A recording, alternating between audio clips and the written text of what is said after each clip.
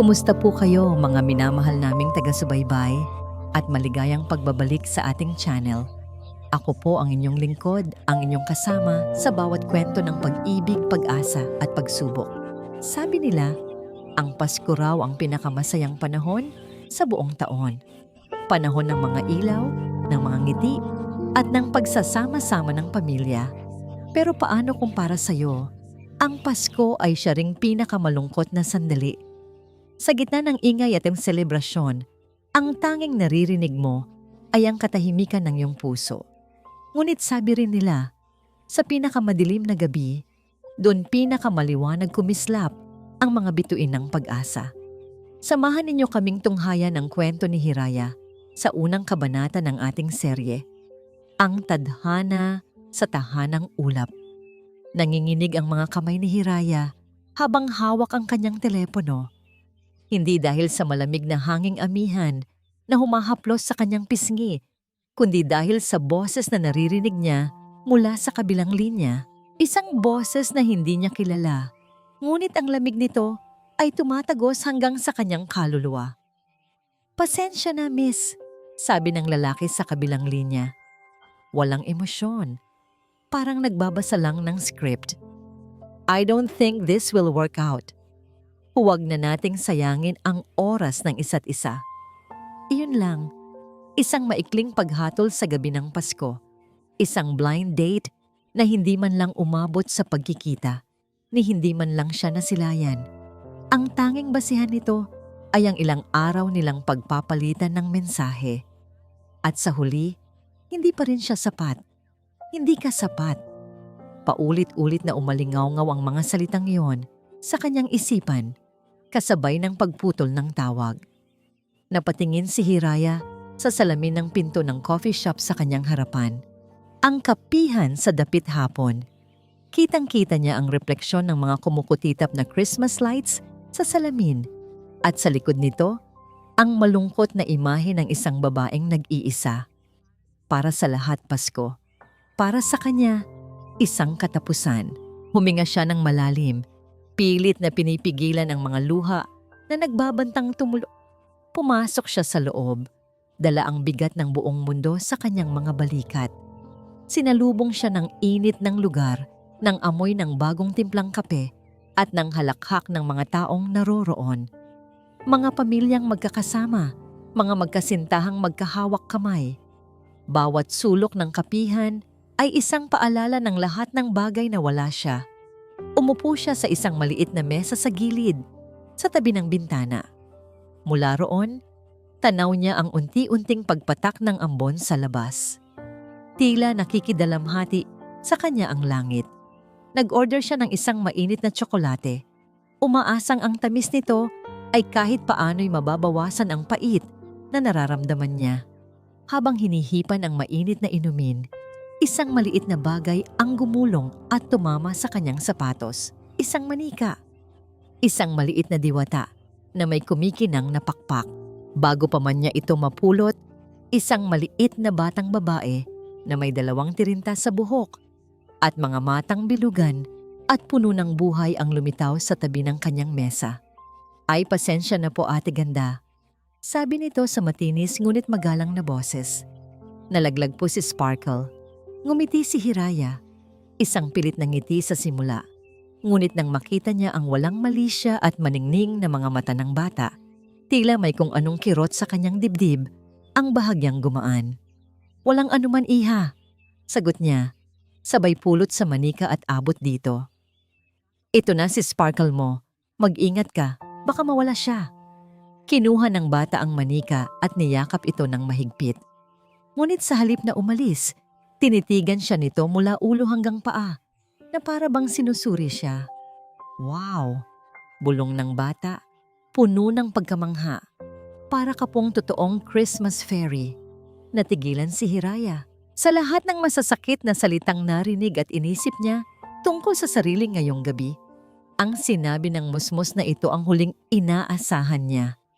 Isang Christmas fairy? Siya na pakiramdam ay isa lamang basag na palamuti? "Anong pangalan mo?" malumanay na tanong ni Hiraya. "Kislap po," masayang sagot ng bata. Ikaw po, Ate Fairy? Hindi napigilan ni Hiraya na matawa ng bahagya. Hiraya ang pangalan ko. Hindi ako fairy. Para po sa akin mukha kayong fairy. Giit ni Kislap, sabay upo sa bakanting silya sa harapan niya na para bang matagal na silang magkakilala. Sa mga sumunod na sandali, kinalimutan ni Hiraya ang kanyang sariling kalungkutan. Nakipagkwentuhan siya kay Kislap. Nalaman niyang 7 na taong gulang ito. Paborito nito ang kulay rosas at ang manikang si Sparkle ay regalo sa kanya ng kanyang mama. Nasaan ang mama mo? Tanong ni Hiraya. Biglang nalungkot ang mga mata ni Kislap. Nasa langit na po siya. Naging totoong fairy na po siya, sabi ni Papa. Parang may kung anong pumiga sa puso ni Hiraya. Bago pa siya makapagsalita, isang boses ng lalaki ang tumawag mula sa di kalayuan. Isang boses na malalim, ngunit may bakas ng pagod at pag-aalala. Kislap! Anak, andyan ka lang pala. Lumingon sila pareho. Isang lalaking matangkad, nakasuot ng simpleng jacket, ang naglalakad palapit sa kanila. May mga guhit ng pagod sa kanyang mukha, ngunit ang mga mata nito ay puno ng pagmamahal nang makita ang anak. Ito ang unang pagkakataon na nakita ni Hiraya ang kanyang ama, si Nara. Papa! Sigaw ni Kislap, sabay takbo at yakap sa binti ng ama. Look! I found a Christmas fairy. Her name is Tita Hiraya. Napatingin si Nara kay Hiraya. Sa una ay may pagtataka sa kanyang mga mata. Ngunit nang makita niya ang nangiti sa labi ng kanyang anak, isang ngiting matagal na niyang hindi nakikitang ganoon kalawak at kasaya, ay napalitan ito ng isang tingin ng pasasalamat. Pasensya na sa abala, miss, sabi ni Nara. Ang boses ay magalang. Masyado lang talagang malikot itong anak ko. Walang problema, sagot ni Hiraya habang inaayos ang sarili. She's a delightful child. Tumayo na si Hiraya. Iniisip na yon na ang hudyat para tapusin ang hindi inaasahang pagtatagpo. Oras na para harapin muli ang kanyang malungkot na gabi. Ngunit habang akmang aalis na sila, isang maliit na kamay ang humawak sa kanyang palad. Si Kislap. At sa isang iglap, hinawakan din ng bata ang kamay ng kanyang ama. Pinagsama ang kanilang mga kamay. Naramdaman ni Hiraya ang init at magaspang na palad ni Nara. Isang palad na tila sanay sa mabibigat na gawain. Nagkatinginan sila. Parehong nagulat sa ginawa ng bata. Ang ingay ng kapihan ay tila biglang nawala. Sa katahimikang yun, tumingala si Kislap sa kanila. Ang mga mata ay kumikinang sa ilalim ng mga ilaw ng kapihan, puno ng isang simpleng pangarap. Papa, tanong ni Kislap sa isang boses na puno ng pag-asa at kawalang malay. Pwede po ba siyang maging bago kong mama? Hindi mapakali si Nara. Pabalik-balik siya sa kanyang paglalakad sa maliit na sala. Ang tanging maririnig ay ang mahinang paghilik ni Kislap mula sa kwarto nito at ang ritmikong pagtiktak ng lumang orasan sa dingding. Bawat tiktak ay parang isang martilyong pumupukpok sa kanyang sentido. Isang paalala sa bawat segundong lumilipas na hindi na maibabalik pa. Ang tanong ni Kislap kanina sa kapihan, umuulit-ulit ito sa kanyang isipan na parang sirang plaka. Papa, pwede po ba siyang maging bago kong mama? Napapikit siya ng mariin. Ang init ng palad ni Hiraya ay tila nakadikit pa rin sa kanyang palad. Isang init na matagal na niyang hindi naramdaman. Isang init na nakakabuhay, ngunit kasabay nito, isang init na parang paso dahil sa bigat ng konsensya. Dahan-dahan, binuksan niya ang pinto ng kwarto na dati ay sa kanilang mag-asawa. Halos wala nang gamit dito maliban sa isang lumang aparador at isang kama na laging maayos ang pagkakaligpit. Hindi na niya ito tinutulugan. Mula nang mawala si Anina, sa sofa na siya sa sala natutulog, katabi ng kwarto ni Kislap.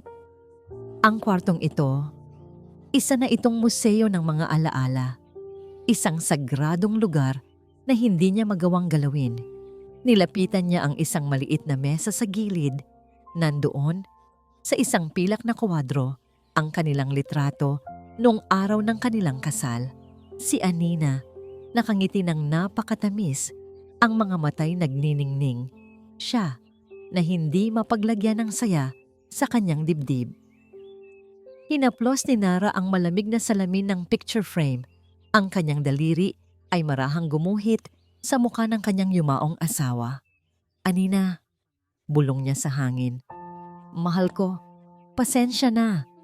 Hindi niya alam kung para saan ang kanyang paghingi ng tawad. Dahil ba sa isang sandali, nakaramdam siya ng gaan ng loob sa isang estranghero? O dahil ba nakita niya kung gaano kasaya si Kislap sa piling ng ibang babae? Naalala niya ang halakhak ni Anina noong nabubuhay pa ito. Habang karga-karga, ang noon ay sanggol pa lamang na si Kislap. Ang tunog na yon, ang paborito niyang musika sa buong mundo.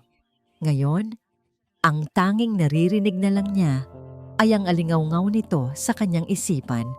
Ipinangako niya sa sarili niya noon, sa ibabaw ng puntod nito, na si Anina lang ang mamahalin niya. Naaalagaan niya si Kislap para sa kanilang dalawa. Nabubuuin niya ang kanilang pamilya mula sa mga pirasong naiwan. Pero paano niya bubuuin ang isang bagay kung ang pinakamahalagang piyesa, ang kanyang anak, ay naghahanap ng isang bagay na hindi na niya kayang ibigay? Bigla, isang mahinang ungol ang narinig niya mula sa kabilang kwarto. Si Kislap. Agad siyang lumabas at marahang sinilip ang anak.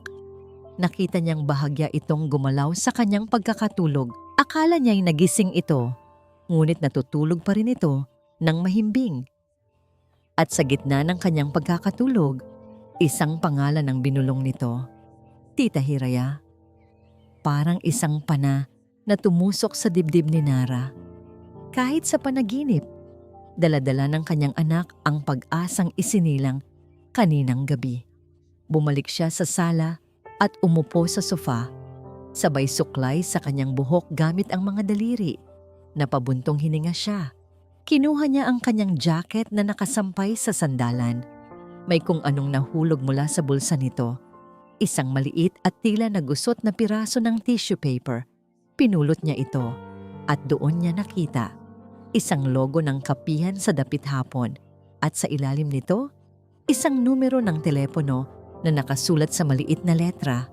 Ito siguro ang resibo o tissue na hindi sinasadyang naiwan ni Hiraya sa kanilang mesa kanina at basta na lang niya naibulsa. Tinitigan niya ang mga numero. Bawat numero ay tila isang pinto patungo sa isang desisyon na kinatatakutan niyang gawin. Kung tatawagan niya ito, para na rin niyang sinasabi na bukas siya sa posibilidad na muling sumubok. Nahanda siyang kalimutan si Anina. Pero hindi. Hindi niya kailanman malilimutan si Anina. Pero ang ngiti ni Kislap, ang ningning sa mga mata ng kanyang anak kanina. Kinuha ni Nara ang kanyang telepono. Nanginginig ang kanyang mga daliri habang isa-isa niyang pinipindot ang mga numero mula sa tissue. Pagkatapos, tinitigan niya ang screen. Ang pangalan ng kapihan at ang numero nito ay naroon, naghihintay. Ang kanyang hinlalaki ay nakapatong sa luntiang call button. Ilang milimetro na lang ang layo. Isang pindot lang at maaaring magbago ang lahat. Isang pindot lang at baka tuluyan na niyang binibitawan ang isang pangakong matagal na niyang pinanghahawakan. Ito ba ay isang pagkakanulo sa nakaraan? O isang hakbang para sa kinabukasan ng kanyang anak? 2 araw na ang nakalipas mula noong Pasko. Sinubukan ni Hiraya na ibalik sa normal ang lahat. Naglinis siya ng kanyang maliit na apartment. Nagbasa siya ng libro. Nanood siya ng mga pelikulang alam niyang magpapaiyak sa kanya para mailabas na lang lahat ng minsanan. Iniisip niya, marahil iyon na ang huli nilang pagkikita. Isang pambihirang engkwentro na mananatili na lamang sa kanyang alaala bilang isang matamis, ngunit maikling sandali. Isang ama at isang anak na naghahanap ng kanilang sariling liwanag. Hindi niya lugar na maging parte noon. Habang nag-aayos siya ng mga gamit, biglang tumunog ang kanyang telepono. Isang hindi pamilyar na numero. Sa isang iglap, bumilis ang tibok ng kanyang puso. Siya kaya yon? Ang lalaki mula sa blind date, marahil ay tumatawag para muling humingi ng tawad? O baka para lalo pa siyang saktan? Nag-aalangan man, ay sinagot niya ito. Hello? Hello. Si Hiraya ba ito? Natigilan siya. Hindi ito ang malamig na boses ng lalaking tumanggi sa kanya. Ito ay isang boses na malalim, medyo alanganin, ngunit pamilyar. Ang boses ni Nara. Oo, ako nga. Sagot niya, halos pabulong. Nara, paano mo nakuha ang numero ko? Narinig niya ang pagbuntong hininga sa kabilang linya. Pasensya na. Tumawag ako sa kapihan. Naalala ng may-ari ang pangalan mo. Tinanong ko kung pwede kong makuha ang contact details mo.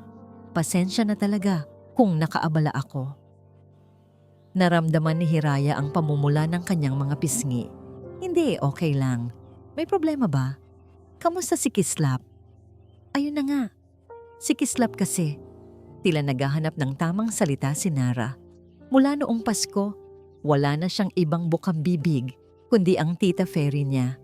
Kanina, nagising siya at hinahanap ka na naman. Naisip ko lang, baka kung hindi ka abala, gusto kanyang makita ulit. Ang bawat salita ni Nara ay maingat, na para bang naglalakad siya sa napakanipis na yelo. Alam ni Hiraya na hindi lang ito para kay Kislap. Naramdaman niya ang pag-aalinlangan sa boses nito, ang takot na baka tumanggi siya. Isang parte ng isip ni Hiraya ang sumisigaw na huwag. Huwag kang pumayag, masasaktan ka lang ulit. Ngunit ang isa pang parte, ang pusong nabigyan ng kaunting init noong gabing iyon, ay gustong sumubok. Sige, sagot niya. At nagulat siya sa sarili niyang desisyon. Wala naman akong ginagawa. Saan tayo magkikita? Muli, sa kapihan sa dapit hapon. Ang lugar kung saan nagsimula ang lahat. Pagdating ni Hiraya, sinalubong agad siya ng isang maliit na figura na tumatakbo palapit sa kanya. Ang mga braso ay nakaunat. Tita Hiraya, sigaw ni Kislap, sabay yakap ng mahigpit sa kanyang mga binti. Automatikong napangiti si Hiraya. Ang lahat ng kanyang pag-aalinlangan ay tila naglaho na parang bula. Yumuko siya at niyakap pabalik ang bata. Hello, Kislap. Namiss kita. Mula sa isang mesa, nakatingin sa kanila si Nara. May maliit na ngiti sa kanyang labi. Isang ngiti na hindi umabot sa kanyang mga mata, ngunit sapat na para makita ni Hiraya ang kabaitang nagkukubli sa likod ng pader ng kalungkutan. Naging magaan ang kanilang pagkikita. Hindi katulad noong una na puno ng pagkakagulat. Ngayon, may halong pagkailang, ngunit mayroon ding saya. Nagkwento si Kislap tungkol sa kanyang mga bagong laruan. Ipinagmalaki niya ang kanyang galing sa pagguhit. At sa buong oras na yon, tahimik lang na nakamasid si Nara. Paminsan-minsan ay sumamasabat. Ang mga mata ay hindi inaalis sa mag-inang nag-uusap, hindi sa anak niya at sa babaeng kasama nito. Nang mapagod si Kislap at nagsimula ng mag-drawing sa isang table napkin, doon lang sila nagkaroon ng pagkakataong mag-usap. Salamat dito, Hiraya, panimula ni Nara. Hindi mo alam kung gaano mo siya pinasaya. Walang anuman. Masaya akong kasama si Kislap, sagot niya. Mukhang napakabuti mong ama. Isang mapait na nangiti ang gumuhit sa labi ni Nara. Sinusubukan ko. Nagkaroon ng ilang segundong katahimikan. Isang katahimikan na hindi nakakailang, kundi puno ng mga salitang hindi masabi. Ikaw, pagbasag ni Nara sa katahimikan. Okay ka lang ba noong Pasko? Mukha kasing malungkot ka. Nagulat si Hiraya sa tanong. Oo, medyo lang. May hindi lang magandang nangyari. Hindi na nag-usisa pa si Nara. Tumango lang ito na para bang naiintindihan niya.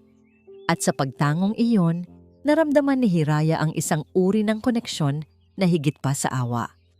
Isang pag-unawa mula sa isang taong marahil ay nakaranas na rin ng maraming kalungkutan. Biglang tumunog ang telepono ni Nara. Tiningnan niya ito at agad na nagbago ang kanyang ekspresyon. Ang bahagyang gaan sa kanyang mukha ay nawala. Napalitan ng tensyon. "Excuse me lang," sabi niya at tumayo para sagutin ang tawag sa labas. Mula sa bintana, nakita ni Hiraya ang pagkunot ng noo ni Nara habang kausap ang kung sino man sa telepono. Narinig niya ang pangalang Ben na binanggit nito ng may pag-aalala. Pagbalik nito sa loob, tila bumalik ang lahat ng pader na kanina lang ay unti-unti nang bumabagsak. "Pasensya na.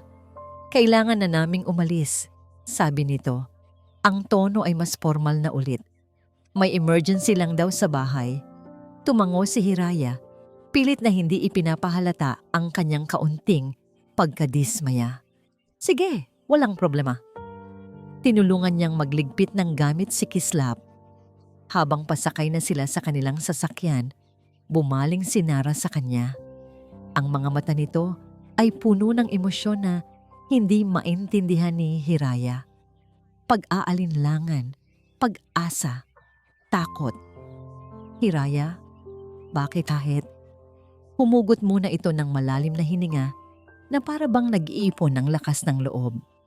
At nang magsalita ito, ang mga salita ay lumabas ng may bigat at sinseridad. "Huwag ka sanang magsasawa kay Kislap sa amin." Lumipas ang mga linggo na tila mga araw lamang. Para kay Nara, ang bawat umaga ay may bagong kulay. Hindi na lang ito tungkol sa paggising, paghahanda ng almusal para kay Kislap at pagpasok sa trabaho. Ngayon, may mga hapon na sa parke sila dumidiretso kung saan naghihintay si Hiraya. May mga Sabado na sa palengke sila magkakasamang namimili, tila isang tunay na pamilya. Nakikita niya kung paano nagbago si Kislap. Mas madalas na itong tumawa. Ang mga guhit nito sa papel ay hindi na lang puro madidilim na kulay. Ngayon, may araw na, may mga bulaklak, at may 3 tao. Isang lalaki, isang batang babae, at isang babaeng may mahabang buhok na magkakahawak kamay. At si Hiraya, nakikita niya kung paano ito unti-unting nagiging komportable sa kanila. Ang pilit ng ngiti nito noon ay napalitan na ng mga totoong halakhak. Ang mga balikat na laging tila may pasan na problema ay mas naging relax na ngayon. Nakikita niya ang ganda nito, hindi lang sa panlabas, kundi sa kung paano nito alagaan at intindihin si Kislap. Isang gabi, habang naghahapunan silang 3 sa bahay nila, napatitig si Nara sa kanila. Si Hiraya, matiyagang sinusubuan si Kislap na nagkukunwaring eroplano ang kutsara. Ang eksenang yon, parang isang pangarap na matagal na niyang ibinaon sa limot. At sa unang pagkakataon, sa loob ng maraming taon, pinayagan ni Nara ang sarili niyang makaramdam ng purong kaligayahan. Baka ito na, naisip niya. Baka pwede pa pala. Kinabukasan, habang naghahanda sila para sa isang maliit na salo-salo sa kanilang hardin, may kumatok sa kanilang pinto. Isang katok na malakas at tiyak. "Ako na po, Papa," masayang sabi ni Kislap. Sabay takbo para buksan ang pinto. Nakangiting sumunod si Nara. Ngunit ang nangiti niya ay biglang naglaho nang makita kung sino ang nasa labas. "Tito Ben." Si Ben ang kapatid ni Anina. Nakatayo ito roon. May dalang isang basket ng prutas at may isang nangiti sa labi na hindi umabot sa kanyang mga mata. Agad na naramdaman ni Nara ang pagbabago sa hangin. Tumingin si Ben sa likod niya at nakita nito si Hiraya na abala sa pag-aayos ng mesa. "Nara, bayaw," bati ni Ben. Ang boses ay pala kaibigan. "Mukhang may bisita ka pala." Pumasok si Ben na parang pag-aari niya ang lugar. Niyakap niya si Kislap at pagkatapos ay lumapit kay Hiraya, inilahad ang kamay. "Ben," pagpapakilala niya. "Kapatid ako ni Anina, ang yumaong asawa ni Nara." Sinadya niyang idiin ang mga salitang yumaong asawa. Naramdaman ito ni Nara, ngunit si Hiraya, sa kanyang kabaitan, ay ngumiti at tinanggap ang kamay nito. Hiraya po, ikinagagalak kitang makilala. Ang hapunan na dapat sana'y masaya ay nabalot ng tensyon. Si Ben ay magaling magdala ng usapan. Pinuri niya ang luto ni Hiraya. Nagbiro siya kay Kislap. Ngunit sa likod ng lahat ng yon, ramdam ni Nara ang matatalim na tingin at ang mga patagong tanong nito. Ang galing mo pala kay Kislap, Hiraya, sabi ni Ben sa isang punto. Saan ka nga pala galing bago ka napadpad dito sa tahanang ulap? Sa Maynila po dati. Magalang na sagot ni Hiraya. Nagtrabaho ako doon bilang isang social worker. Talaga? Social worker? Tumingin si Ben kay Nara. May kakaibang kinang sa kanyang mga mata. Napakadakila namang propesyon yan. Pagkatapos ng hapunan, nang natutulog na si Kislap at nagpaalam na si Hiraya na uuwi, pinigilan ni Ben si Nara sa may pintuan. Ang palakaibigang maskara ay nawala na. Ang natira ay ang seryosong mukha ng isang bayaw na pakiramdam ay may karapatan siyang manghimasok. Gusto ko lang makasiguro na alam mo ang ginagawa mo, Nara. Mahinang sabi ni Ben. Sapat lang para marinig nilang dalawa. Anong ibig mong sabihin? Sagot ni Nara. Pilit na pinapakalma ang sarili. Ang bilis naman yata, sabi ni Ben, umiiling. Kakakilala mo pa lang sa kanya. Si Kislap, si Anina. May responsibilidad ka sa kanila, sa alaala niya. Alam ko ang responsibilidad ko, Ben. Tinitigan siya ni Ben ng diretso sa mata. Ang mga tingin nito ay puno ng pagdududa. Sigurado ka ba? Dahil ang pag-ibig, minsan nakakabulag. Baka kung ano lang ang nakikita mo sa labas. Lumapit pa ito ng kaunti.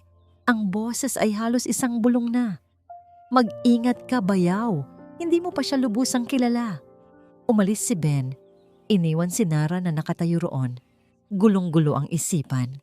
Ang mga salita ng kanyang bayaw ay parang lason na unti-unting kumakalat sa kanyang sistema. Pinapatay ang kaligayahang kanina lang ay buong-buo niyang nararamdaman. Nang gabing iyon, habang nagliligpit ng mga pinagkainan, hindi sinasadyang natabig ni Nara ang isang maliit na kahon ng mga lumang gamit sa ibabaw ng aparador.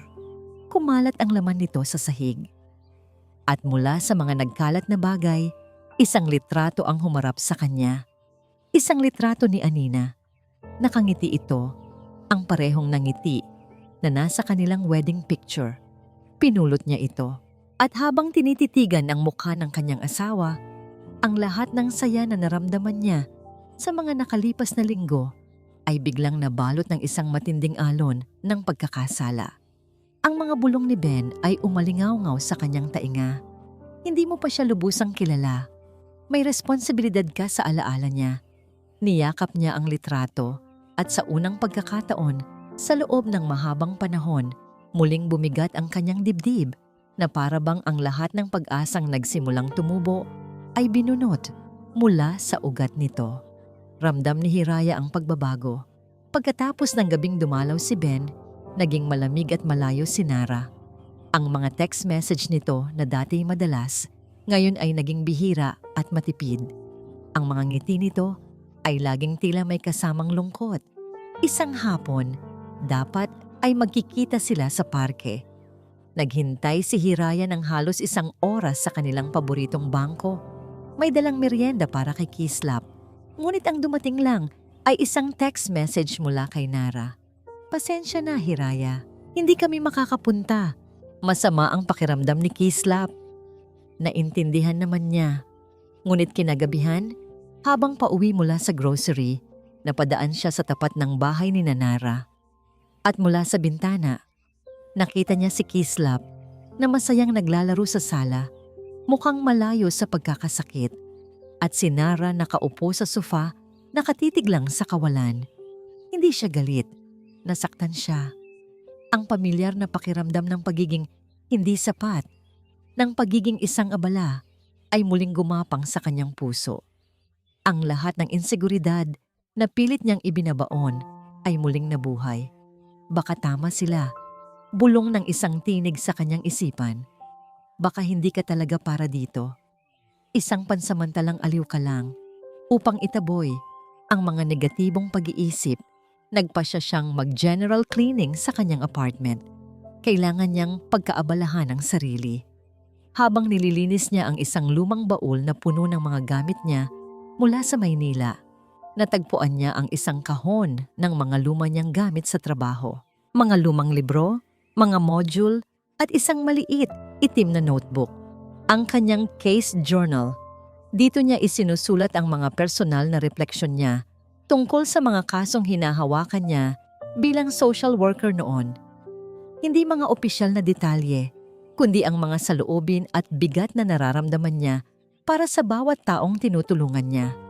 Binuklat niya ito, hinahayaang dalhin siya ng mga pahina pabalik sa nakaraan. Mga kwento ng mga batang inabuso, mga pamilyang nagkawatak-watak.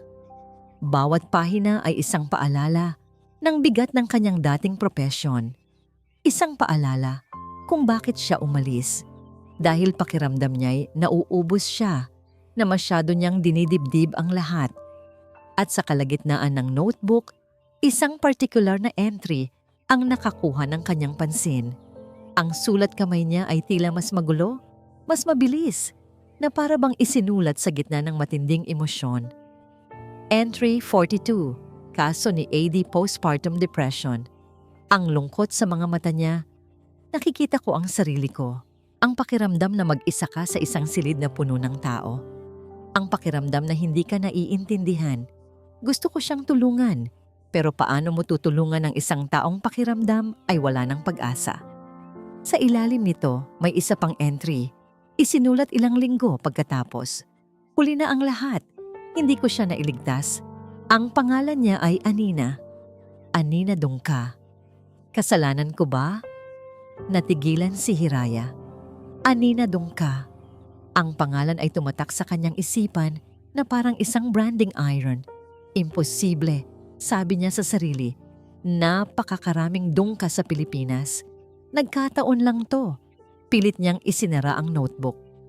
Ngunit ang pakiramdam na pamilyar, ang kilabot na gumapang sa kanyang likuran, ay hindi nawala. Ang mga mata ni Anina mula sa kanyang alaala, malungkot, malalim, at puno ng sakit, ay tila mga mata rin ng isang taong nakita na niya sa isang litrato sa bahay ni Nara. Hindi maaari. Nanginginig ang kanyang mga kamay. Pilit niyang iwinaksi ang ideya sa kanyang isipan. Isang masamang bangungot lang ito. Isang malupit na pagkakataon. Biglang tumunog ang kanyang telepono at halos mabitawan niya ito sa gulat. Ang pangalan ni Nara ang lumitaw sa screen. Tinitigan niya ito. Ang puso niya'y kumakabog ng napakabilis. Dapat ba niyang sagutin? Dapat ba siyang magtanong? Bago pa siya makapagdesisyon, isang text message ang pumasok mula rito.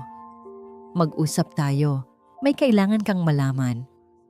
Ang mga salita ay simple, ngunit para kay Hiraya, ang mga ito'y tunog ng isang hatol.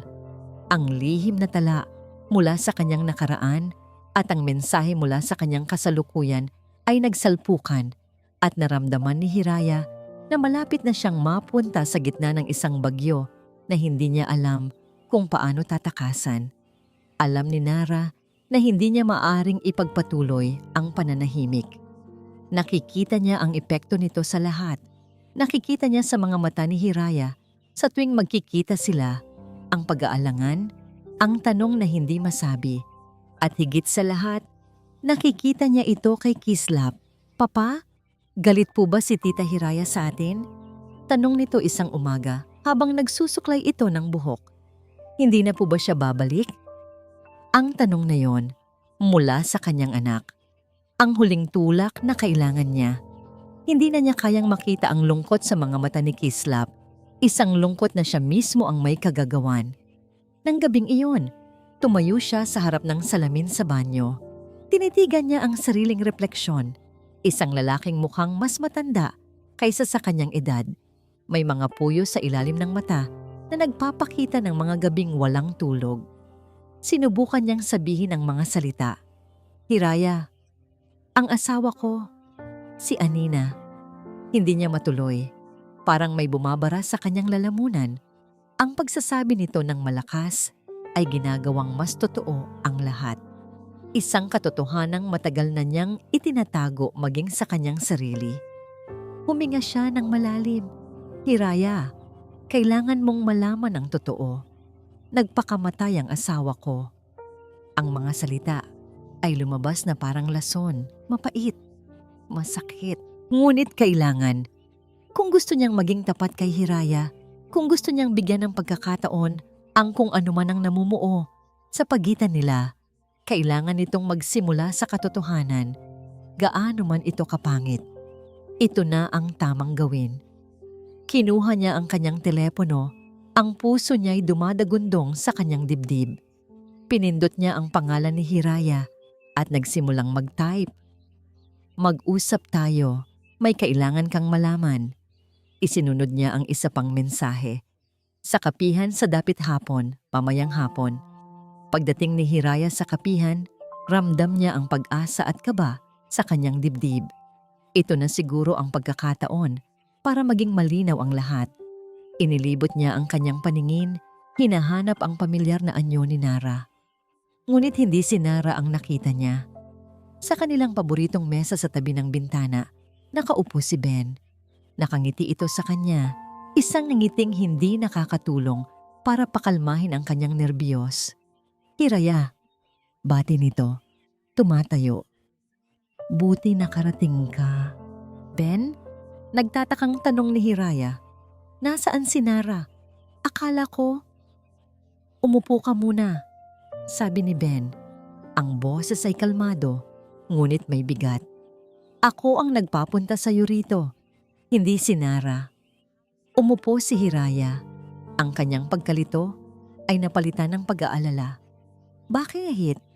May nangyari ba? Tinitigan siya ni Ben. Ang mga mata nito'y seryoso at tila nanunuri. Wala namang masamang nangyari. May gusto lang akong linawin. Tayong dalawa lang. Humigop muna ito ng kape bago nagsalita muli. Naaalala mo ba noong Pasko? Ang blind date mo na hindi sumipot? Ang lalaking tumawag sa'yo at sinabing, "Huwag nang ituloy." Tumango si Hiraya. Ang alaala ng sakit ay sariwa pa rin. Oo. Isang malamig na ngiti ang sumilay sa labi ni Ben. Ako yon. Parang isang suntok sa sikmura ang naramdaman ni Hiraya. Gulat, pagkalito. Hindi niya alam kung ano ang sasabihin. Nakita ni Ben ang reaksyon niya. At dito na nagsimulang magbago ang kanyang anyo. Ang dating anyo ng isang nag-aalalang bayaw ay nawala.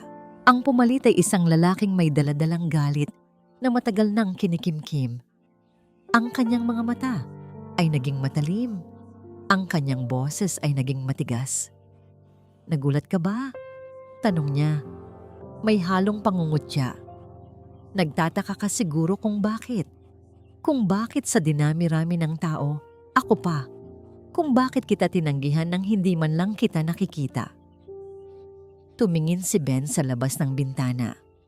Pagkatapos ay muling ibinalik ang nanlilisik na mga mata kay Hiraya, na ngayon ay hindi na makagalaw sa kanyang kinauupuan. Alam mo ba kung bakit kita ni-reject? Tanong ni Ben. Ang bawat salita ay mabagal at puno ng kahulugan. Dahil kilala kita, Hiraya. Kilalang kilala. Nakatitig lang si Hiraya kay Ben. Ang kanyang isipan ay nagpupumilit na iproseso ang mga salitang binitiwan nito. Kilala kita, Hiraya. Kilalang kilala.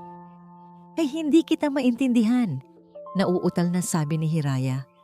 Saan tayo nagkakilala? Isang mapait na tawa ang kumawala kay Ben. Isang tawang walang saya, puno ng sakit at hinanakit. Hindi mo naaalala? Ganoon ka ba talaga kawalang pakialam sa mga taong sinubukan mong tulungan? Ang paraan ng pagkakasabi niya sa salitang tulungan ay puno ng pangungutya. Bigla, parang isang kidlat na gumuhit sa isipan ni Hiraya. Ang mga piraso ng palaisipan ay nagsimulang magkabit-kabit. Ang notebook, ang entry tungkol kay AD, ang pangalang Anina Dungka, ang pakiramdam na pamilyar, ang mukha ni Ben. Nakita na niya ito dati. Sa isang lumang litrato, sa tabi ng isang babaeng may napakalungkot na mga mata. Sa tabi ni Anina, ikaw. Bulong ni Hiraya, ang kanyang boses ay nanginginig. Ikaw ang kapatid niya. Mabuti naman at naalala mo, sabi ni Ben. Ang kanyang boses ay tumigas na parang bato. Oo, ako ang kapatid ni Anina. Ang kapatid ng babaeng iniwan mo. Ang kapatid ng babaeng hinayaan mong mamatay. Ang bawat salita ay isang dagok. Ang buong paligid ni Hiraya ay tila umikot. Ang mga alaala na pilit niyang ibinaon ay biglang bumalik. Malinaw na parang kahapon lang nangyari. Flashback.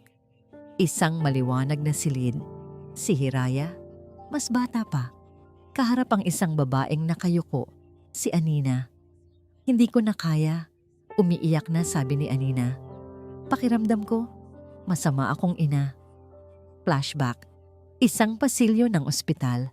Si Ben, galit na galit, sumisigaw sa kanya. Anong klaseng tulong ang binigay mo?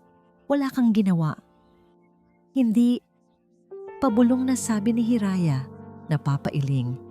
Ginawa ko ang lahat. Ang lahat? Halos pasigaw na, sabi ni Ben. Dahilan para mapatingin sa kanila ang ilang customers sa kapihan. Ang lahat ba ay ang iwanan siya sa ere?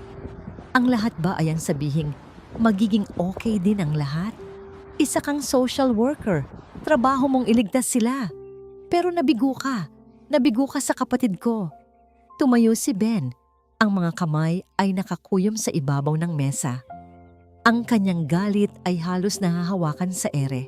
Kaya nang makita ko ang pangalan mo sa dating app na yon, nang makita ko ang mukha mo, hindi ako makapaniwala. At nang malaman kong ikaw ang babaeng unti-unting pumapasok sa buhay ng bayaw ko at ng pamangkin ko, sa pamilya ng kapatid ko, hindi ko papayagan, maring sabi ni Ben. Ang boses ay puno ng puot. Hindi ko papayagang dungisan ng isang tulad mo ang alaala ni Anina. Ang bawat salita ay tumatagos sa puso ni Hiraya na parang mga punyal. Ang bigat ng pagkakasala, isang damdaming matagal na niyang pasan-pasan, ay bumalik ng buong buo. Totoo, nabigo siya. Hindi niya nailigtas si Anina. At ngayon, narito siya, sinusubukang maging masaya sa pamilyang iniwan nito. Nagsimulang mamuo ang mga luha sa kanyang mga mata, hindi dahil sa galit ni Ben, kundi dahil sa katotohanang sinasabi nito. Pasensya na. Iyon lang ang tanging salitang lumabas sa kanyang bibig. Isang salitang walang bigat kumpara sa bigat ng isang buhay na nawala. Sakto sa sandaling iyon, bumukas ang pinto ng kapihan. Pumasok si Nara, may daladalang pag-asa sa kanyang mukha. Handa nang sabihin ang katotohanang matagal niyang kinimkim. Ngunit natigilan siya nang makita ang eksena sa kanyang harapan. Si Ben, nakatayo at nanlilisik ang mga mata. At si Hiraya, nakayuko, ang mga balikat ay nanginginig sa pag-iyak. Anong nangyayari dito? Tanong ni Nara. Ang boses ay naguguluhan. Lumingon si Ben sa kanya.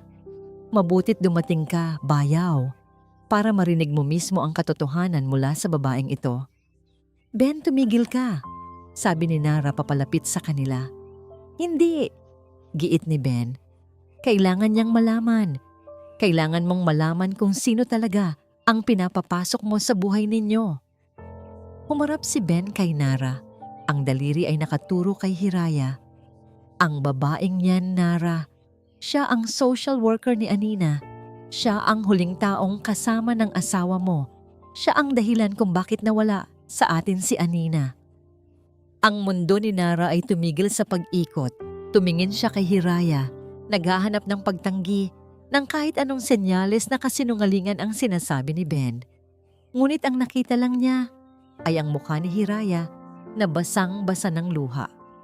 Itinaas nito ang kanyang tingin. Ang mga matay puno ng sakit at pagsusumamo.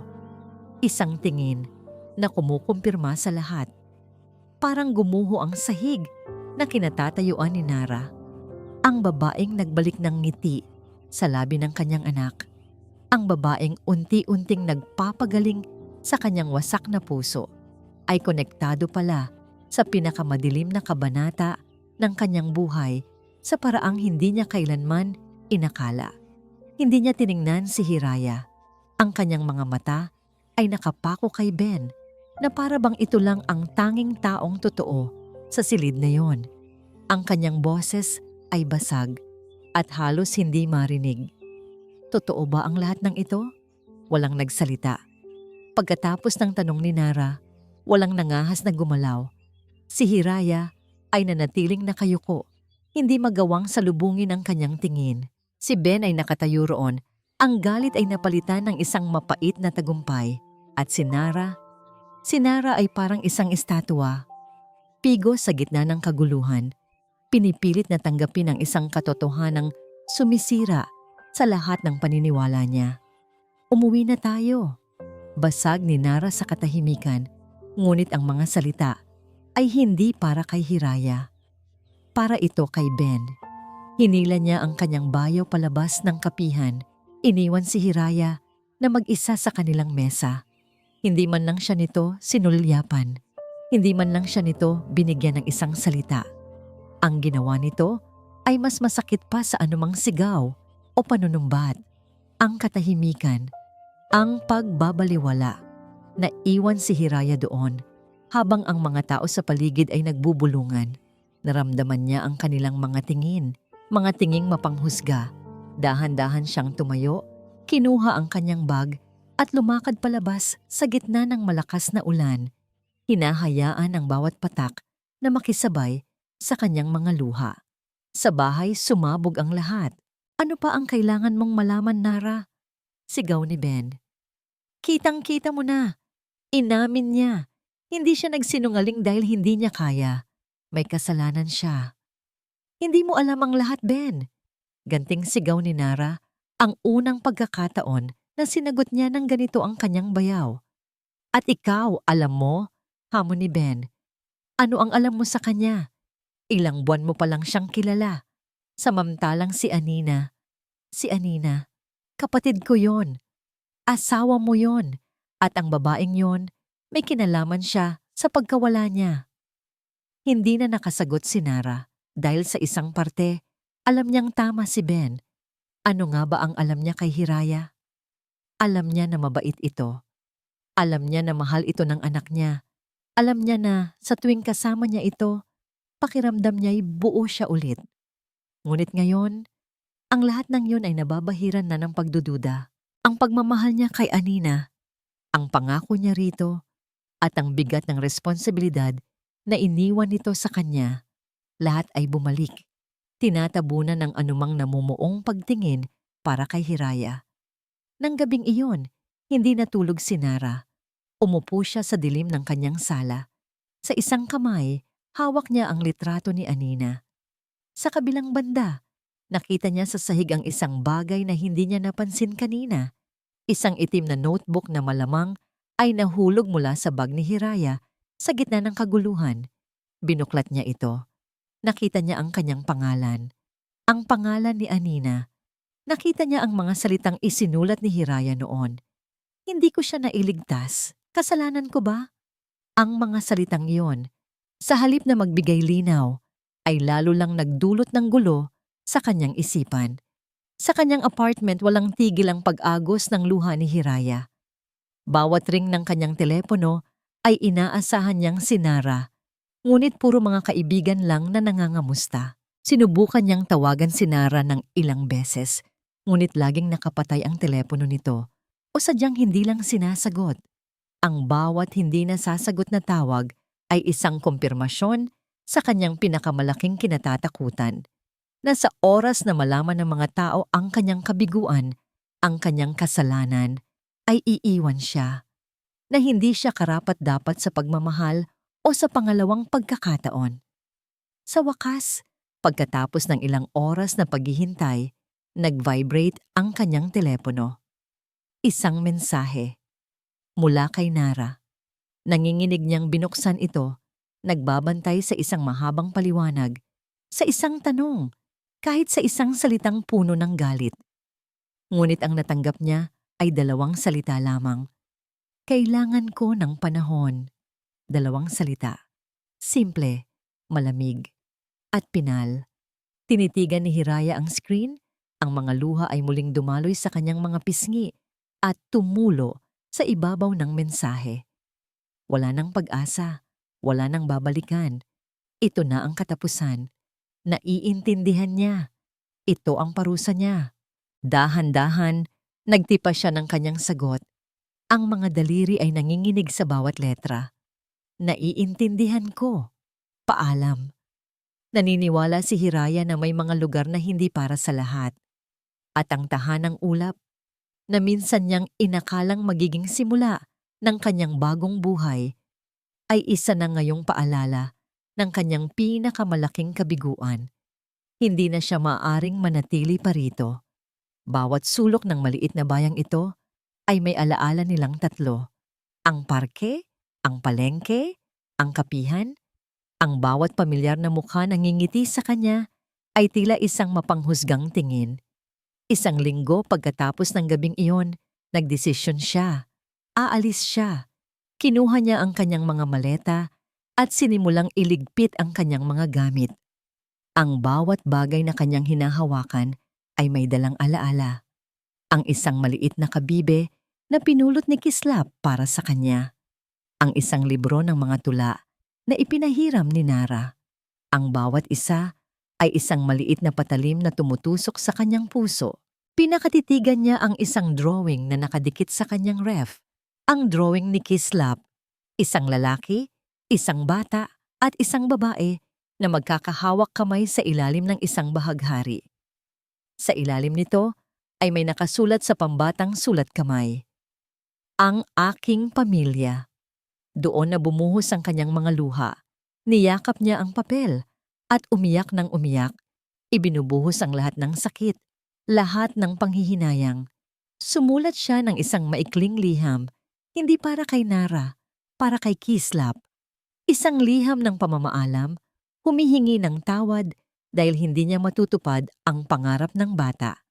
Isang liham na puno ng pagmamahal na hindi na niya masasabi ng personal. Inilagay niya ito sa isang sobre kasama ang drawing. Ibibigay niya ito sa may-ari ng kapihan para ibigay sa bata sa tamang panahon. Samantala, sa bahay ng mga dungka, ang katahimikan ay mabigat at nakakabingi. Si Nara ay parang isang anino. Pumapasok sa trabaho, umuuwi. Pero ang isip at kaluluwa ay wala roon. Sinubukan niyang ibalik ang lahat sa dati. Noong sila lang ni Kislap. Pero hindi na pareho. May kulang na. Isang malaking puwang na iniwan ng pag-alis ni Hiraya. At si Kislap, ramdam na ramdam niya ito. Papa, hindi na po ba talaga babalik si Tita Hiraya? Tanong nito isang gabi. Ang boses ay nanginginig. May nagawa po ba akong masama? Niyakap ni Nara ang anak. Wala anak, walang-wala. Pero hindi niya masabi ang totoong dahilan. Paano niya ipapaliwanag ang isang bagay na kahit siya mismo ay hindi maintindihan? Nang gabing iyon, nilagnat si Kislap. Mataas na lagnat. At sa gitna ng kanyang pagkabalisa at paghahagilap ng gamot, paulit-ulit niyang naririnig ang binubulong ng kanyang anak sa pagitan ng mga hikbi. Tita Hiraya, Tita Hiraya, wag mo po kaming iwan. Parang pinipiga ang puso ni Nara. Ang sakit na nakikita niya sa kanyang anak ay isang salamin ng sarili niyang sakit na pilit niyang itinatago. Ang pag-alis ni Hiraya ay hindi lang nakaapekto sa kanya, dinudurog nito ang kanyang anak. Sa kanyang pagmamadali na maghanap ng thermometer sa lumang aparador ng gamot ni Anina, isang aparador na matagal na niyang hindi binubuksan, may natabig siyang isang kahon sa pinakailalim. Isang maliit na kahon na may nakasulat na mga alaala. Bumagsak ito sa sahig at kumalat ang laman. Mga lumang sulat. mga litrato, mga tiket ng sine, mga alaala ng pag-ibig nila ni Anina. At sa gitna ng lahat ng iyon, isang bagay ang nakakuha ng kanyang pansin, isang lumang journal, ang journal ni Anina. Nanginginig niyang pinulot ito. Hindi niya alam na mayroon nito. Marahil ay itinago ito ni Anina mula sa kanya. Binuklat niya ang mga pahina at nakita ang sulat kamay ng kanyang asawa, nagsasalaysay ng mga araw pagkatapos niyang ipanganak si Kislap. Mga salitang puno ng lungkot, takot, at pagdududa sa sarili. At sa pinakahuling pahina, nakasuksok ang isang liham na nakakatiklop at nakasara, at sa labas nito, may nakasulat sa pamilyar na sulat kamay ni Anina. Para sa iyo, Nara. Nanginginig ang mga kamay ni Nara habang dahan-dahan niyang binubuksan ang sobre. Ang papel sa loob ay lumana, bahagyang naninilaw sa mga gilid. Ito ang sulat kamay ni Anina. Walang duda. Bawat kurbada ng mga letra ay pamilyar sa kanya, ngunit ang mga salitang nakasulat dito ay magbubukas ng isang mundong hindi niya kailanman nalaman na umiral. Huminga siya ng malalim at sinimulang basahin. Isang mahinang boses ng babae na kumakatawan kay Anina ang maririnig na nagbabasa ng sulat habang ang piano ay nagpapatuloy sa background. Mahal kong Nara, kung binabasa mo ito, ibig sabihin ay wala na ako. At ibig sabihin, hindi ko na kinaya. Patawarin mo ako. Patawarin mo ako sa kahinaan ko, sa pag-iwan ko sa'yo, sa pag-iwan ko sa ating munting kislap. Napahinto si Nara. Ang mga luha ay nagsimulang mamuo sa kanyang mga mata. Ipinagpatuloy niya ang pagbabasa. Walang may kasalanan. Mahal ko. Hindi ikaw, hindi si Mama o si Kuya Ben. Lalo't higit, hindi ang ating anak. May isang kadiliman sa loob ko na sinubukan kong labanan. Isang lungkot na hindi maipaliwanag na unti-unting lumamon sa akin. Ang tawag nila dito ay postpartum depression. Para sa akin, isa itong halimaw na bumubulong sa akin araw-araw na hindi ako sapat, na masama akong ina, na mas magiging mabuti si Kislap kung wala ako. Niyukom ni Nara ang kanyang kamao. Ang sakit. Ang sakit ng pag-iisip na mag-isang pinagdaanan ito ni Anina. Pero gusto kong malaman mo na sa gitna ng lahat ng dilim, may isang taong sinubukang magbigay ng liwanag. Ang pangalan niya ay Hiraya. Ang social worker na itinalaga sa akin. Bata pa siya, pero nakita ko ang sinseridad sa kanyang mga mata. Sa kanya ko lang nasabi ang mga bagay na hindi ko masabi sa'yo, hindi dahil sa ayaw ko, kundi dahil sa takot na bibiguin kita. Siya ang nagsabi sa akin na hindi ako nag-iisa. Siya ang nagbigay sa akin ng pag-asa.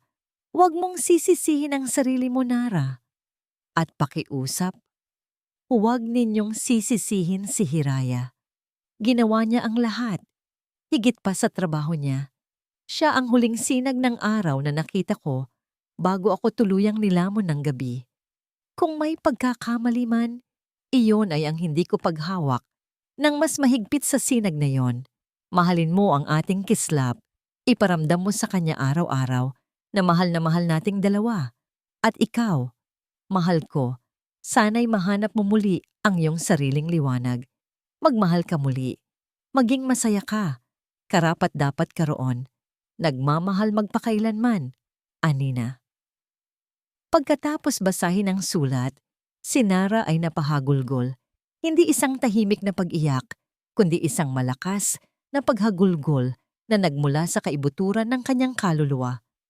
Mga luhang dala ng panghihinayang, mga luhang dala ng pag-unawa, at mga luhang dala ng matinding pagsisisi. Ang lahat ng galit at pagdududa niya kay Hiraya ay naglaho. Napalitan ito ng isang napakalaking utang na loob at isang matinding hiya sa nagawa niyang paghuhusga. Si Hiraya. Hindi niya ito sinaktan, sinubukan niya itong iligtas. Dala-dala ang sulat, nagmamadali siyang lumabas ng bahay, hindi alintana ang lagnat ni Kislap na iniwan niya sandali sa pangangalaga ng isang kapitbahay. Isa lang ang nasa isip niya, si Ben. Natagpuan niya si Ben sa kanilang lumang bahay, nag-aayos ng mga gamit ni Anina.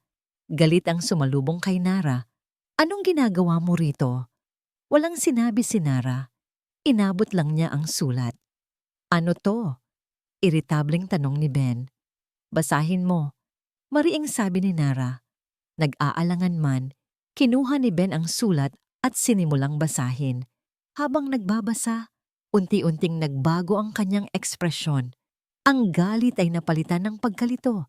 Pagkatapos ay ng pagkabigla at sa huli, ng isang di makapaniwalang sakit. Nabitawan niya ang sulat. Ang kanyang mga balikat ay nanghina at napaupo siya sa sahig. Ang muka ay isinubsob sa kanyang mga palad. Hindi, umiiyak na sabi ni Ben. Sa buong panahong ito, sinisisi ko ang maling tao. Sinaktan ko siya. Tiningnan ni Nara ang kanyang bayaw. Hindi na may galit, kundi may awa. Pareho silang naging biktima ng kanilang sariling kalungkutan. Biglang tumunog ang telepono ni Nara, ang may-ari ng kapihan sa dapit hapon. Nara, iho, sabi ng matandang babae sa kabilang linya. Ang boses ay nag-aalala. Si Hiraya, kanina lang ay dumaan dito. Nag-iwan ng sulat para kay Kislap. Papunta na raw siya sa terminal ng bus. Aalis na siya. Parang isang bombang sumabog ang mga salitang iyon. Hindi! Hindi na nag-isip pa si Nara. Tumakbo siya palabas. Iniwan si Ben na umiiyak pa rin sa sahig. Isang bagay lang ang tumatakbo sa kanyang isipan. Kailangan ko siyang maabutan. Kailangan kong humingi ng tawad. Kailangan kong sabihin sa kanya na manatili. Sumakay siya sa kanyang luma at kakarag-karag na kotse. Pinaandar niya ito nang mas mabilis kaysa sa dati. Ang puso niya ay nakikipagkarera sa bawat metro na kanyang tinatahak. Hiraya. Nakasandal ang ulo ni Hiraya sa malamig na salamin ng bintana ng bus. Papalayo na ito sa tahanang ulap. Papalayo sa lahat ng sakit, sa lahat ng alaala. Bawat metro na inilalayo ng bus ay isang hakbang papalayo sa pamilyang minsan niyang inakalang magiging kanya. Pinilit niyang huwag lumingon. Pinilit niyang huwag nang isipin pa. Ngunit ang kanyang puso ay tila isang rebeldeng ayaw sumunod, paulit-ulit na bumabalik sa imahe ng mga mata ni Kislap at sa bigat ng katahimikan ni Nara. Isinara niya ang kanyang mga mata. Tapos na, sabi niya sa sarili. Kailangan ko nang tanggapin. Nara. Bilisan mo pa! Bilisan mo pa! Sigaw ni Nara sa sarili habang buong lakas na inaapakan ang silinyador. Ang daan palabas ng bayan ay pamilyar sa kanya. Ngunit ngayon, tila bawat kurba ay napakabagal, bawat metro ay napakahaba. Sa di kalayuan, natanaw na niya ito. Isang malaking bus na kulay puti. Ang parehong bus na umaalis sa terminal tuwing hapon. Siya yan. Nandoon siya sa loob. Pinilit niyang mag-overtake, ngunit may mga sasakyan sa kabilang linya. Bumusina siya ng sunod-sunod. Umaasang mapapansin siya ng driver ng bus, ngunit walang nangyari. Desperado, isang ideya ang pumasok sa kanyang isip. Isang ideyang mapanganib at nakakabaliw. Biglang lumitaw sa kanyang tabi ang isang pamilyar na sasakyan, isang pickup truck. Si Ben. Nakababa ang bintana nito, ang muka'y basang-basa ng luha ngunit puno ng determinasyon. Harangan natin sa susunod na kanto, sigaw ni Ben. Ako sa kanan, ikaw sa kaliwa. Kailangan nating mapahinto yan. Tumango si Nara. Sa isang iglap, ang dating magkaaway ay naging magkakampi. Nag-iisang layunin. Ang itama ang isang pagkakamaling pareho nilang pinagsisisihan. Hiraya. Biglang nagpreno ng malakas ang bus. Halos masubsob si Hiraya at ang ibang mga pasahero sa kanilang harapan. May mga nagreklamo. May mga nagtanong kung anong nangyayari. Dumungaw si Hiraya sa bintana at ang nakita niya ay halos magpatigil sa kanyang paghinga. Isang lumang kotse at isang pickup truck ang nakaharang sa daan. Pinipilit ang bus na huminto. At mula sa luma at kakarag-karag na kotse, bumaba ang isang lalaki. Si Nara. Tumatakbo ito palapit sa bus. Ang buhok niya ay magulo. Ang kanyang damit ay gusot. Ang kanyang paghinga ay habol. Ngunit ang kanyang mga mata ay nakatutok lamang sa isang direksyon, sa bintana, kung saan siya nakaupo. Bumukas ang pinto ng bus. Pumanik si Nara, hindi pinapansin ang galit na driver o ang mga nagtatakang pasahero. Naglakad siya sa gitna ng pasilyo. Ang bawat hakbang ay mabigat at may layunin. Huminto siya sa tapat ng upuan ni Hiraya. Nakatitig lang sila sa isa't isa. Ang ingay ng buong mundo ay tila naglaho. "Hiraya," sabi ni Nara. Ang boses ay pagod at basag. Ngunit puno ng isang emosyong matagal na niyang hindi narinig mula rito. Hindi makapagsalita si Hiraya. "Patawarin mo ako." Pagpapatuloy ni Nara, ang mga salita'y bumuhos na parang agos ng tubig. "Patawarin mo ako sa pagiging duwag, sa hindi pakikinig, sa paghuhusga. Nalaman ko na ang lahat. Nabasa ko ang sulat ni Anina." Inilahad niya ang kanyang kamay, nanginginig. "Huwag kang umalis. Pakiusap." Umiling si Hiraya. Ang mga luha ay muling dumadaloy. "Hindi ko kaya, Nara. Masyado nang masakit." "Alam ko," sabi ni Nara. Ang sarili niyang mga luha ay nagbabanta na ring tumulo. "Pero hindi mo kailangang dalhin yan ng mag-isa. Hayaan mo akong tulungan ka. Hayaan mo kaming damayan ka." Umupo siya sa bakanteng espasyo sa tabi ni Hiraya. Tinitigan niya ito ng diretso sa mata. "Sa loob ng maraming taon, akala ko ang pagmamahal ko kay Anina ay isang kandado na habang buhay magkukulong sa puso ko. Pero dumating ka at ipinakita mo sa akin na ang puso pala ay may kakayahang lumaki para magkasya ang dalawang pag-ibig, isang pag-alala sa nakaraan at isang pag-asa para sa hinaharap." Hinawakan niya ang kamay ni Hiraya. "Manatili ka, Hiraya. Hindi para kay Kislap. Hindi dahil sa utang na loob. Manatili ka para sa akin. Patawarin mo ako." Sabi niya ulit. Mas mahina na ngayon. Mas personal. "Hindi ko kayang mabuhay sa isang mundo na wala ka." Tinitigan ni Hiraya ang kanilang magkahawak na kamay. Pagkatapos, tumingala siya kay Nara. Ang lahat ng sakit, ang lahat ng takot ay naroon pa rin. Ngunit sa ilalim ng lahat ng yon, isang maliit na damdamin ng muling nabuhay. Pag-asa. Sa gitna ng bus na puno ng mga estranghero, sa harap ng isang lalaking isinugal ang lahat para habulin siya, tumulo ang isang huling butil ng luha mula sa mata ni Hiraya. Ngunit sa pagkakataong ito, hindi ito luha ng kalungkutan. Isang maliit na ngiti ang sumilay sa kanyang mga labi. At dahan-ahan, tumango siya. Lumipas ang ilang buwan. Ang malamig na hanging amihan ng Pasko ay napalitan na ng mainit na yakap ng tag-araw. Sa ibabaw ng isang luntiang burol sa tahanang ulap, kung saan tanaw ang lawa at ang buong bayan, isang saranggola na hugis, diwata ang matayog na lumilipad sa kalangitan. Hawak-hawak ni Nara ang pisi, habang si Kislap ay masayang tumatalon-talon sa tuwa. Nakaupo naman sa isang picnic blanket si Hiraya. Pinapanood silang dalawa na may ngiti sa kanyang mga labi. Isang ngangiting payapa at buo. Hindi naging madali ang mga sumunod na araw pagkatapos ng habulan sa bus. Maraming pag-uusap, maraming luhang inilabas, maraming sugat na kinailangang gamutin. Ngunit sa pagkakataong ito, hinarap nila yon ng magkasama. "Mas mataas pa, Papa! Mas mataas pa," sigaw ni Kislap. Ngumiti si Nara at binitawan pa ang pisi. Tumingin siya kay Hiraya at ang kanilang mga mata ay nagtagpo. Sa isang tingin pa lang, nagkakaintindihan na sila. Isang tingin na puno ng pasasalamat, pag-unawa at isang pag-ibig na sinubok ng panahon. Lumapit si Hiraya sa kanila. Dala-dala ang isang pitzel ng malamig na juice. Mukhang pagod na ang piloto ng saranggola. Biro niya. "Hindi po. Kaya ko pa," sagot ni Kislap. Ngunit halata na ang pagod sa kanyang mukha. Inabot ni Nara ang PC kay Hiraya. Ikaw naman, kami naman ang manonood sa'yo. Habang hawak ni Hiraya ang PC, naramdaman niya ang banayad na hila ng hangin. Tumingala siya sa saranggola. Isang diwata, isang fairy. Naalala niya ang unang araw na tinawag siya ni Kislap ng ganoon.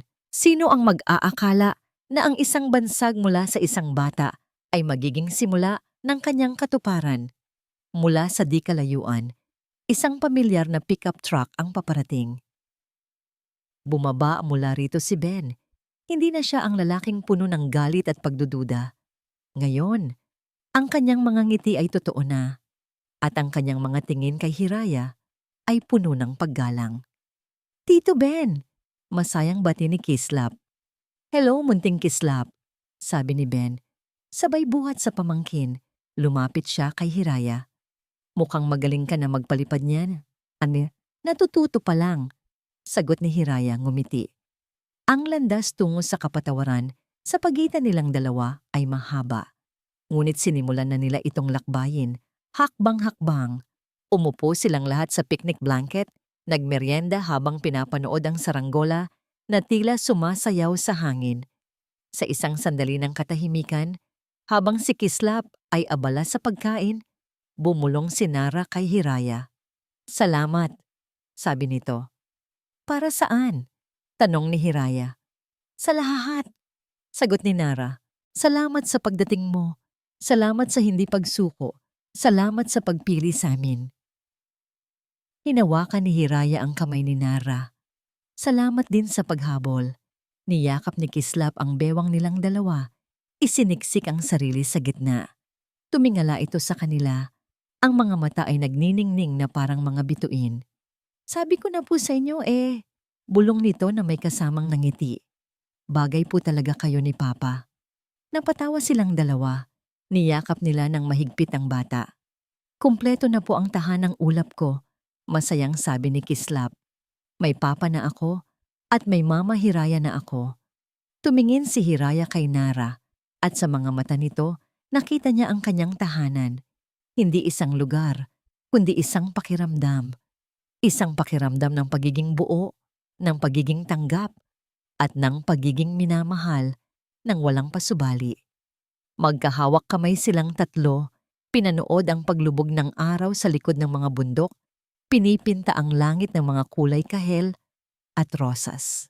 Ang saranggola ay patuloy na lumilipad ng matayog, isang simbolo ng kanilang pag-ibig. Isang pag-ibig na natagpuan sa gitna ng kalungkutan, sinubok ng nakaraan at sa huli, pinalaya ng pagpapatawad. At dito po nagtatapos ang kwento nila, Hiraya at Nara.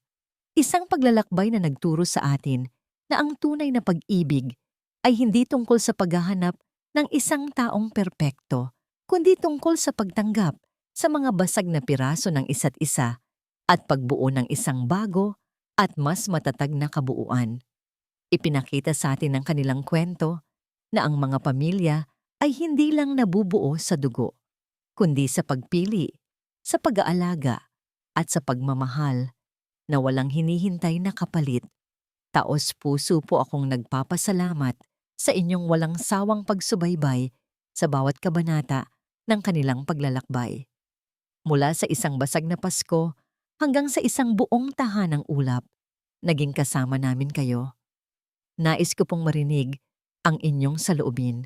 Anong aral ang inyong napulot sa kwento ni na Hiraya, Nara at Kislap? I-comment nyo lang po sa ibaba at sabay-sabay nating pagnilayan. Kung nagustuhan nyo ang kwentong ito, isang pindot lang po sa like button ay malaking tulong na. I-share nyo na rin po sa inyong mga kaibigan at kapamilya na maaring nangangailangan ng isang kwento ng pag-asa. At syempre, kung bago pa lang po kayo sa ating channel, huwag kalimutang mag-subscribe para hindi mahuli sa mga susunod pa nating mga kwento. Muli, ako po ang inyong lingkod, nag-iiwan ng isang paalala. Ang bawat puso ay may sariling kwento at ang bawat kwento ay may aral na naghihintay. Pagpalain po kayo ng Panginoon. kayo at ang inyong buong pamilya. Hanggang sa muli.